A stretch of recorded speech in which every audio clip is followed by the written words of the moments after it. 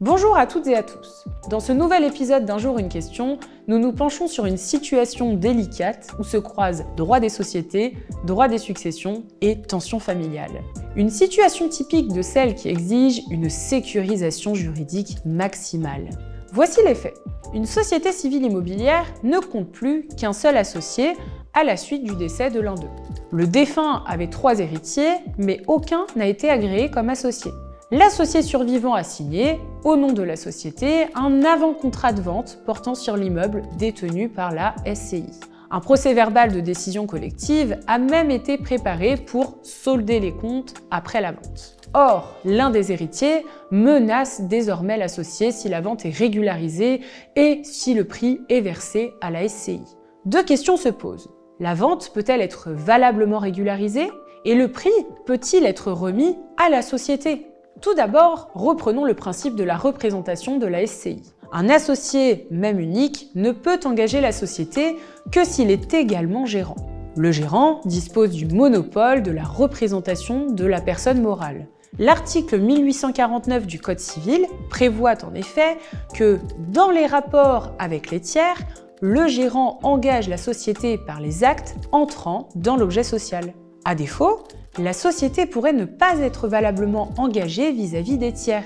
Pour les actes entrant dans l'objet social, il faut donc vérifier que l'associé unique agit bien en qualité de gérant. Et qu'en est-il si la décision n'entre pas dans l'objet social? En l'espèce, l'objet social de la SCI n'incluait pas la vente d'immeubles. Une telle opération nécessite donc une décision prise dans les conditions requises pour la modification des statuts, autrement dit, une décision unanime. Dans une SCI devenue unipersonnelle, l'associé unique remplit la condition d'unanimité. Des héritiers non agréés peuvent-ils s'opposer à une telle décision? Tant qu'ils n'ont pas été agréés, ils n'ont jamais eu la qualité d'associés.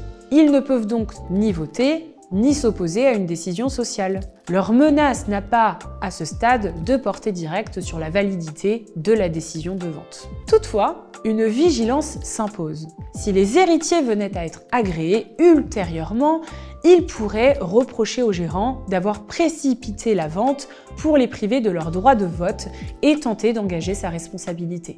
S'ils ne sont jamais agréés, ils demeurent au minimum créanciers à hauteur de la valeur des parts sociales du défunt.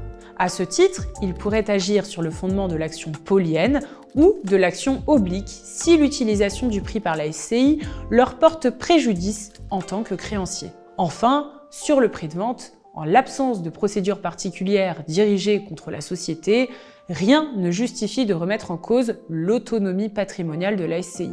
Le prix peut donc être valablement versé à la société. En revanche, l'idée de solder les comptes hors liquidation doit alerter. Une telle opération est juridiquement inappropriée et doit être évitée. En conclusion, la vente sur décision de l'associé unique est possible et le prix peut être encaissé par la SCI. Cependant, l'opération doit être menée avec une grande prudence, notamment en ce qui concerne l'utilisation du prix. Cet épisode vous a plu ? Abonnez-vous à notre page pour ne pas manquer les prochains épisodes d'Un jour, une question.